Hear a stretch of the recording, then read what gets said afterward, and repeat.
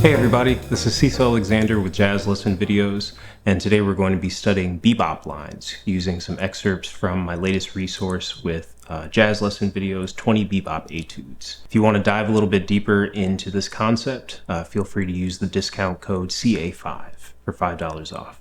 But first, let's take a look at some characteristics of the bebop vocabulary. So we have chord tones on strong beats, we have syncopation and triplets to create more forward motion in our lines. So first up, let's take a look at putting chord tones on strong beats. So this is going to give you a very clear chord sound in your eighth note lines. So let's take a look at a phrase that's going to outline B flat 7 into E flat major 7, or 5 into 1. So the phrase is going to sound like this. So we start on the third of our B flat 7, then the second degree to the root, then a passing tone to lead into our flat 7, so A to A flat, then we have G, F, E flat, and then we land on the seventh of our one chord on beat 1. So if you look at the notes that are falling on strong beats, or beats 1, 2, 3, and 4, we have our third, we have the root.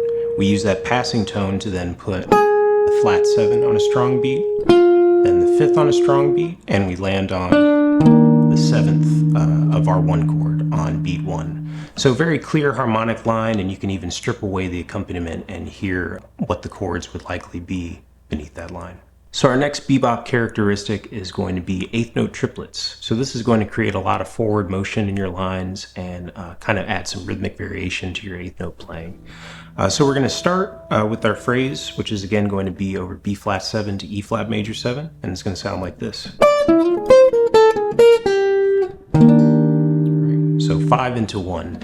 So we're going to start on the third of our 5 chord on beat 1, and we have an approach note to the fifth of that chord, so E to F, and then we go up an F minor triad using an eighth note triplet. So then we land on B flat, the root of our 5 chord. We again put that passing tone between the root and the flat 7, go back up to the root, and then land on the third of our 1 chord on beat 1. So up next is our third bebop characteristic. We have syncopation. So syncopation is going to add a nice rhythmic element to your playing. It's going to add more forward motion, and upbeats in phrases kind of tend to naturally swing a little bit more than placing every emphasis on downbeats in your phrases.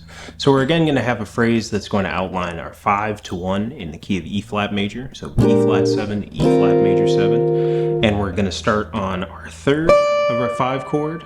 Right on beat 1, and we have a similar outline of this, or a similar skeleton to the second phrase, where we're going to do, right? So we put those 2 eighth notes on beats 1 and the and of 1, and then we leave space, and instead of doing that triplet, we just jump up to that C, or the second degree of our 5 chord on the and of 2, and then we have our root, again with the passing tone to the flat 7, back up to the root, and then finally land on the third of our 1 chord. So that's a really easy tool to apply to any of your eighth note lines. It's just kind of editing them by removing the eighth note occasionally to add more upbeats. So now that we have a strong understanding of this foundation, we're going to take a look at some of these concepts in context with 2 excerpts from 2 etudes from my latest resource with Jazz Lesson Videos. So first off, we're going to take a look at an excerpt from an etude on All the Things You Are. We're just going to be analyzing the first 4 measures and looking for those different bebop characteristics.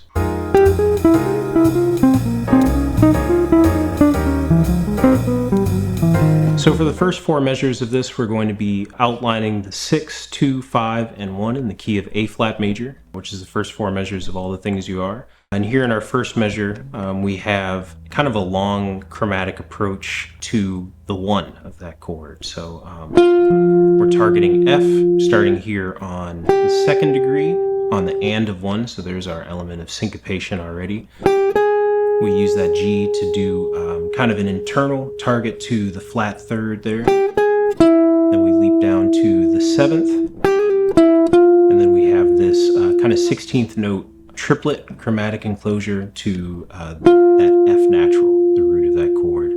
Then we leap down to C, and then we have the root of our B flat minor 7 chord.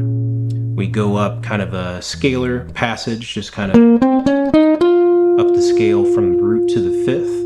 And then we have a long chromatic approach into the flat 7th of our next chord, the 5 chord. So we're going to start on F and then just go down chromatically till we get to D flat. So notice a lot of chord tones falling on strong beats. We have that flat 7th right on beat 1. And then after that, we leap down to E, which is going to be a chromatic approach to F, which is the second degree of our E flat 7. And we have kind of this F minor triad over this E flat, giving us the second degree, the 4th degree, and the 6, which are all tensions of that E flat 7. So we have, and within those two beats there, we have that 8th note triplet with that F minor triad. So again, creating some forward motion in our line. Then we go down a half step to B, which is going to be our flat 13 of our E flat 7. And this is kind of a common thing in bebop language to kind of, when you're playing over a 5 chord or a dominant chord that's resolving to the 1, you can go through more of a natural tensions with your 5 chord and then to altered tensions in the second half of the measure. So in the first half we had that natural 9, natural 11th, and natural 13th, and now we have our flat 13, there's the 3rd, there's the sharp 9, and the flat 9 leading into E flat, which is the 5th of our 1 chord. So let's hear how the whole phrase sounds put together slowly. 1, 2, 3, 4.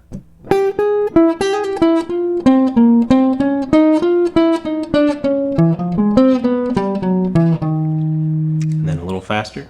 1, 2, 3, 4.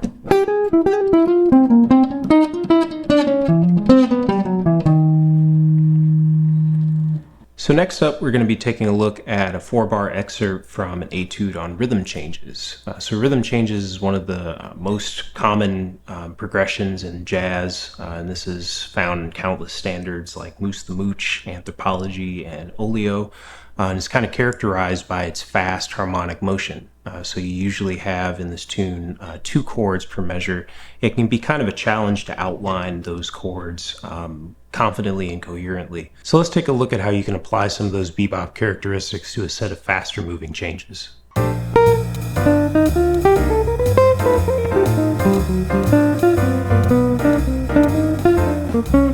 Alright, so in our first measure of B flat major 7 to G7, or the 1 to the 5 of 2, or 6/7, we have our phrase starting on the and of 1. So we have this B flat octave. We jump up to the 3rd of the key, which is going to be the 5th of our G7. And we go up kind of a scalar passage, just up the scale from the 5th to the root. Then we have on C minor 7, A natural right on beat 1. This could be seen as the 6th of our 2 minor 7 chord, or it could kind of be seen as a harmonic generalization, which is really common in bebop. When you have a 2-5, you just play language off of the 5 chord. So this could be then the 3rd of our F7. We do this chromatic approach from the 3rd to the 5th, which is using an 8th note triplet to get there. Then we have chromatically down to the B flat, so C, B, B flat, which is going to be then the 4th degree of our F7, and we use this little excerpt of an E flat major triad. And then we leap down to G. So that could be considered kind of an octave displacement. idea, that register jump, but this interval of E flat to G is going to pop up in a lot of different bebop lines. This is the 6th interval. A lot of times you'll hear people kind of jump down that 6th and then do something in that new register, or kind of create an interplay between the two registers. So we jump from that E flat to G, and then we have this chromatic approach back up to G, and then we have D, F, and against that D minor 7, that's going to be the root and the flat 3rd. Then we have C falling on beat 3, which is going to be right where the G7 occurs.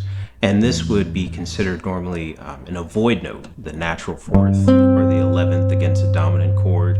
But when you have a line that doesn't put chord tones on strong beats, we want to make these small adjustments so that we do eventually get to a chord tone on a strong beat. So you notice right in the next beat, we have the 3rd of our 5 of 2. Then we jump up to D, then C. That could be kind of a chromatic approach, that B, D to C. Then we have kind of another scalar passage in C minor. And then once we get to F, we land on the 13, and then the flat 13, then down to the 3rd, and landing on C, which is going to be the 5th of the next chord. And that on that F7 is a very idiomatic phrase that's right, and that's another example of what we saw in the previous etude with that changing of the color of the dominant, starting on a natural tension and then having a flat tension or an altered tension after that. Just to kind of, give things a little bit more forward motion and give you some more color in your lines. So let's hear how the phrase sounds slowly. 1, 2, 3, 4.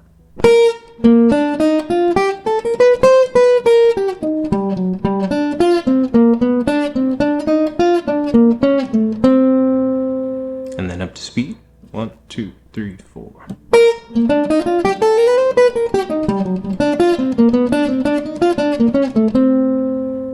So hopefully in this video you learned a little bit more about the foundation of bebop vocabulary.